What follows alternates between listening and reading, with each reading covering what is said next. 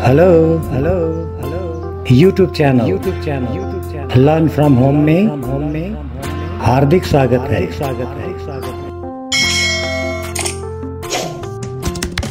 Video के प्रारंभ में सभी को प्यार भरा नमस्कार। इस वीडियो में हम बात करेंगे कि विद्यार्थियों को मोबाइल फोन और ऐसे गैजेट की पहुंच में रखना मतलब चलाने की अवसर देना चाहिए या नहीं, सही या गलत। ज्यादातर स्कूलें खासकर साउथ एशियन कंट्रीज के संदर्भ में विद्यार्थियों को मोबाइल फोन और ऐसे गैजेट की पहुंच से दूर रखा गया पाया जाता है। जैसे हर चीज के इस्तेमाल के तहत प्रोज एंड कॉन्स दोनों पक्ष होते हैं, वैसे ही विद्यार्थियों को मोबाइल फोन लगायत ऐसे गैजेट की पहुंच में रखने का भी फायदे और बेफायदे दोनों होते हैं, पर यह इस्तेमाल करने की कायदे में निर्भर करता है। गिनने और गिनवाने के लिए तो ऐसे फायदे और बेफायदे बहुत सारे हो सकते हैं, पर यहाँ हम खास पॉइंट पर केंद्रित रहने की कोशिश करेंगे। पहले बेफायदे की बात करते हैं। बेफायदे की लिस्ट में खास चर्चा करने लायक के पॉइंट्स में ध्यान भटकना, डिस्ट्रैक्शन, असमानता, इनइक्वालिटी, सामाजिक अलगाव, सोशल आइसोलेशन, साइबर प्रताड़ना, साइबर बुलिंग, स्वास्थ्य चिंता, हेल्थ कंसर्न आदि आते हैं। फायदे की बात करें तो सूचनामूलक पहुंच, इंफॉर्मेटिव एक्सेस, डिजिटल साक्षरता, डिजिटल लिटरेसी, अंतरक्रियात्मक सिखाई, इंटरएक्टिव लर्निंग, सहज संप्रेषण, इजी कम्युनिकेशन, आकस्मिक पहुंच, इमरजेंसी एक्सेस आदि आते हैं। अब इन पॉइंट्स पर संक्षेप में बातें करते हैं। बेफायदे की पहला पॉइंट है ध्यान भटकना, डिस्ट्रैक्शन। स्टूडेंट्स को मोबाइल लगायत गैजेट की पहुंच देने से अक्सर यह पाया जा सकता है कि स्टूडेंट्स कहीं नॉन एकेडमिक पर्पस की तरफ इन्वॉल्व हो गए तो मेन एजुकेशनल ट्रैक से बाहर निकल जाएंगे और एकेडमिक एक्टिविटी में भारी नेगेटिव इम्पैक्ट पड़ जाता है, जो स्कूल और अभिभावक दोनों कभी नहीं चाहेंगे। दूसरा बेफायदा असमानता, इनइक्वालिटी। सभी स्टूडेंट्स बराबर रिलायबल इंटरनेट कनेक्शन की एक्सेस में हो ऐसा नहीं हो सकता, और अभिभावकों की असमान आर्थिक स्थिति के कारण सभी विद्यार्थियों एक समान गैजेट इस्तेमाल करेंगे ऐसा भी नहीं हो सकता। कई स्थिति तो ऐसा भी हो सकता है कि कुछ स्टूडेंट्स के अभिभावक गैजेट के लिए एडिशनल खर्चा अफोर्ड भी नहीं कर पाए। ऐसी स्थिति में हर स्टूडेंट के साथ एक समान व्यवहार न होने के कारण स्कूल को अनावश्यक बदनामी भी झेलना पड़ सकता है। इसीलिए अक्सर स्कूल इसे प्रभावकारी बनाने से पीछे हट जाते हैं। अगला बेफायदा सामाजिक अलगाव, सोशल आइसोलेशन। गैजेट की पहुंच में रहने वाले को हम सभी ने देखा है कि आसपास की कोई खबर नहीं रहती। गैजेट एक्सेस को नशे की तरह लेने से यह स्थिति पैदा होती है। यह आदत बन गई तो आदमी सामाजिकीकरण के दायरे से बहुत बाहर निकल जाते हैं और खुद समाज की क्रियाकलाप से अलग हो जाते हैं। अगला बेफायदा है साइबर प्रताड़ना, साइबर बुलिंग। साइबर सिक्योरिटी और ऑनलाइन सेफ्टी इश्यूज की पर्याप्त ज्ञान के अभाव से हानिकारक कंटेंट एक्सपोज होने से स्टूडेंट्स ना चाहते हुए भी अनजान में ही साइबर बुलिंग के शिकार बन सकते हैं। अगला बेफायदा स्वास्थ्य चिंता, हेल्थ कंसर्न। हम सभी को पता है कि गैजेट्स एक प्रकार की ब्लू रेज प्रोड्यूस करते हैं जो मानव स्वास्थ्य के लिए हानिकारक होते हैं, जिसके तहत आई स्ट्रेन, पुअर पोस्चर के साथ साथ डिसरप्टेड स्लीप पैटर्न्स शामिल हैं। अब कुछ फायदे की बात करते हैं। सबसे पहला सूचना मूलक पहुंच, इंफॉर्मेटिव एक्सेस। एक शाश्वत सच यह कि गिनी चुनी एक दो लोगों द्वारा लिखी गई सिर्फ एक टेक्स्ट बुक एक व्यक्ति की पूरी जिंदगी तय नहीं कर पाएगा। टेक्स्ट बुक को आधार मानकर करिकुलम से जुड़े हर पहलू से जुड़कर ज्ञान हासिल करने के अवसर हर विद्यार्थी को मिले तो निस्संदेह वो विद्यार्थी आगे जाकर समाज और राष्ट्र के साथ साथ समूल मानव जाति के लिए बहुत कुछ योगदान कर पाएगा। अगर विद्यार्थियों को मोबाइल लगायत गैजेट की पहुंच दिया जाए तो यह हकीकत में तब्दील हो सकता है, क्योंकि इंटरनेट के जरिए कंटेंट से जुड़े बहुत सारी रेफरेंशियल जानकारी उनको मिल सकता है जो उनको बहुत अव्वल बनाने में कारगर साबित होगी। अगला फायदा डिजिटल साक्षरता, डिजिटल लिटरेसी। दुनिया धीरे धीरे डिजिटल बनती जा रही है। अगर स्टूडेंट्स को मोबाइल लगायत की गैजेट्स की एक्सेस दिया जाए तो वे अभी से डिजिटल लिटरेसी में आगे बढ़ पाएंगे और बड़े होकर अपने समय में बहुत कुछ करने के काबिल बन जाएंगे। अगला फायदा अंतरक्रियात्मक सिखाई, इंटरएक्टिव लर्निंग। तेजी से बदलती जा रही साइंस एंड टेक्नोलॉजी ने स्टूडेंट्स की सिखाई की हर सब्जेक्ट्स पर इंटरएक्टिव ढंग से प्रयोजन किए जाने वाले बहुत सारे लर्निंग टूल्स, एप्स, साइट्स वगैरह उपलब्ध कराया है। इन टूल्स, एप्स, साइट्स की मदद से स्टूडेंट्स बहुत ही इंटरएक्टिव ढंग से लर्निंग कर पाएंगे, क्योंकि ये इंटरएक्टिव होने के साथ साथ एंगेजिंग और एंटरटेनिंग भी होते हैं, जिसके बदौलत स्टूडेंट्स को लर्निंग एक बोझ ना होकर इंटरटेन्ड बन जाता है। अगला फायदा, सहज संप्रेषण, इजी कम्युनिकेशन। मोबाइल होने का मतलब यह भी है कि हम जब चाहे किसी से संपर्क बनाकर बातें शेयर कर सकते हैं। इसीलिए गैजेट्स कम्युनिकेशन को इजी बनाते हैं। इससे फायदा यह होता है कि अगर स्टूडेंट्स को अकेले रहते वक्त स्टडी से संबंधित कोई प्रॉब्लम आन पड़े तो तुरंत टीचर्स और दोस्तों से संपर्क बनाकर प्रॉब्लम की सॉल्यूशन ले सकते हैं। अगला फायदा, आकस्मिक पहुंच, इमरजेंसी एक्सेस। यह कोई नहीं जानता कि जिंदगी की किस घड़ी में, किस मोड़ में कैसी आफत से आमना सामना हो।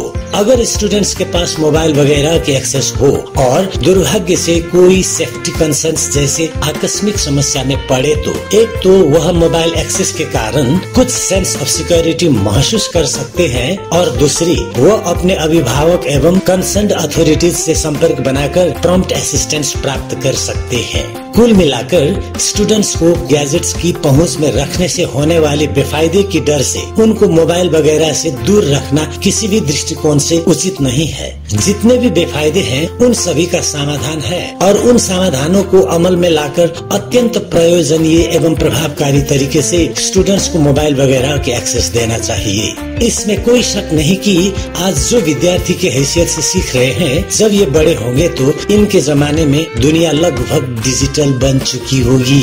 अगर आज इनको डिजिटल लिटरेसी से दूर रखा गया तो जब ये बड़े होंगे तब ये औरों के तुलना में पीछे रह जाएंगे।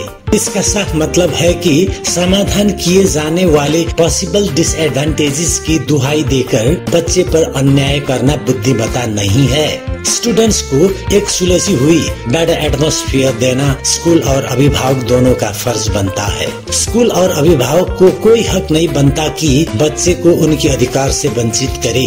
सवाल बहुत गंभीर है। जो बच्चे भविष्य में अपने जमाने में जीने जा रहे हैं और उस वक्त डिजिटल वर्ल्ड होगी तो अभी उन्हें उसके लिए तैयार करने के बदले मोबाइल वगैरह से दूर रखेंगे तो हम उन्हें किस ओर ले जा रहे हैं। वर्तमान में ही देखें तो सही, सभी पढ़े लिखे को सरकारी जागीर तो मिलती नहीं, और यह भी तो नहीं कि सभी के माता पिता कोई व्यापार वगैरह कर रहे हो और आगे बच्चे उसे संभाले।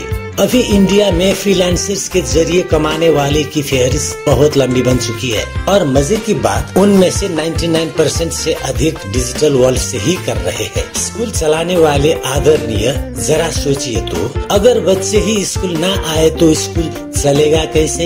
यह स्थिति तब पैदा होने वाली है जब अगल बगल के स्कूल बच्चे को ऐसी एक्सेस देंगे, और वो दिन अब दूर नहीं।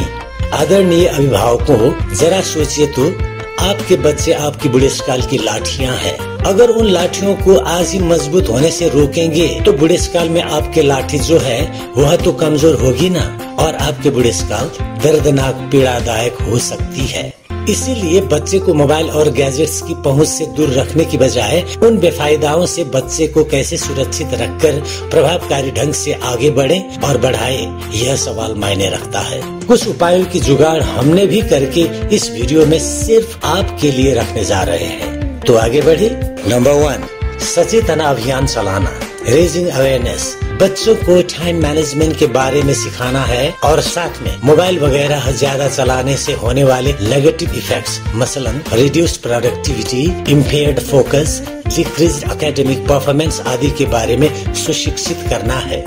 नंबर 2, स्पष्ट नियम और उम्मीदें तय करना, setting clear rules and expectations. स्पष्ट नियम और उम्मीदें तय करके बच्चों से साफ कम्युनिकेशन करना है कि अध्ययन के समय मोबाइल वगैरह की प्रयोग किए जाने पर क्या नेगेटिव इम्पैक्ट पड़ सकता है, और ऐसी स्थिति में प्रशासन किस हद तक कार्यवाही कर सकता है।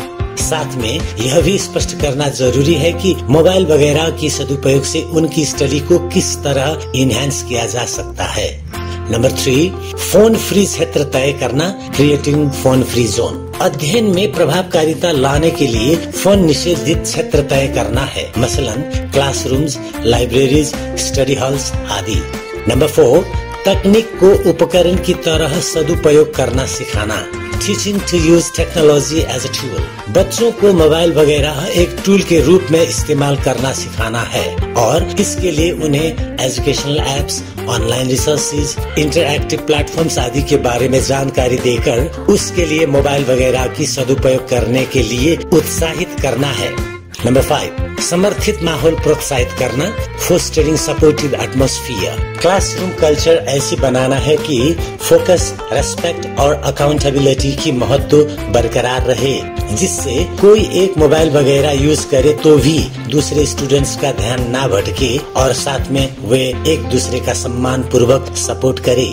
नंबर 6, वैकल्पिक स्रोत मुहैया कराना, प्रोवाइडिंग अल्टरनेटिव रिसोर्सेज। हर बच्चे की पहुंच एक समान बने रहे, इस मकसद से गैजेट्स की पहुंच के साथ साथ रिसर्च के लिए रेफरेंस मटेरियल्स मुहैया कराना बहुत जरूरी बनता है। नंबर 7, उदाहरण के द्वारा नेतृत्व करे, लीड बाय एग्जाम्पल्स। लीडर के बारे में जॉन सी मैक्सवेल की एक बहुत प्रसिद्ध कहावत है, a leader is one who knows the way, goes the way and shows the way. अगर टीचर और एजुकेटर की हैसियत से और अभिभावक की हैसियत से सिर्फ बड़ी बड़ी बातें ही करते रहे पर खुद अमल ना करे तो बच्चों को यह प्रभाव पड़ेगा कि ये बातें सिर्फ कहने और सुनने के लिए है, व्यवहार में लाने के लिए नहीं। इस तरह वे भी व्यवहार में नहीं लाएंगे, क्योंकि एक टीचर या एजुकेटर की हैसियत से और एक अभिभावक की हैसियत से हमने व्यवहार में जो नहीं लाया। इसीलिए बच्चों को जो भी करवाना है पहले हमें खुद अमल में लाकर उनको दिखाना बहुत जरूरी है।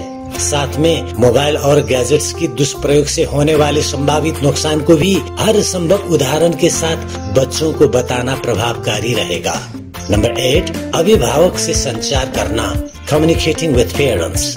लर्निंग टीचिंग एक्टिविटी एक तरह से ट्रायंगुलर एफर्ट से अपेक्षाकृत नतीजा देने वाला प्रक्रिया है, जहां बच्चा, शिक्षक और अभिभावक प्रत्यक्ष रूप से क्रियाशील रहना जरूरी है। ऐसी में लर्निंग टीचिंग प्रोसेस तो स्कूल ही तय करता है। अब जरूरी बनता है कि अभिभावक को भी इसमें सक्रियता पूर्वक शामिल किया जाए, जिससे घर और स्कूल दोनों जगह एक समान माहौल बने तो बच्चों की प्रगति में बहुत अच्छा रहेगा। इसलिए अभिभावक से निरंतर संचार में रहकर आगे बढ़ने में ही विन विन सिचुएशन नतीजा आएगी। यहाँ तक आते आते हमने वीडियो में अपने तरफ से जो भी राय रखी हो, अगर आपको अपाच्य लगे तो वो हमारी व्यक्तिगत राय मानकर आगे अपने बच्चे के लिए क्या करना उचित है वही करे। बस निवेदन है कि बच्चे पर अन्याय ना हो, यह ध्यान में रखे। अंत में प्यारे विद्यार्थी भाइयों बहनों से भी हार्दिक अनुरोध करना चाहेंगे कि अगर आपको मोबाइल और अन्य गैजेट्स चलाकर अपने भविष्य के लिए सच में स्ट्रांगली प्रिपेयर्ड होकर एक विनर की जिंदगी जीना है तो इसके लिए एक रूटीन बनाकर अपने अभिभावक एवं गुरुजनों को दीजिएगा और उस रूटीन को ईमानदारीता पूर्वक पालना करने की कमिटमेंट करने के साथ साथ पालना भी करते रहिएगा। तब जाकर आप पर उनका भरोसा बनेगा।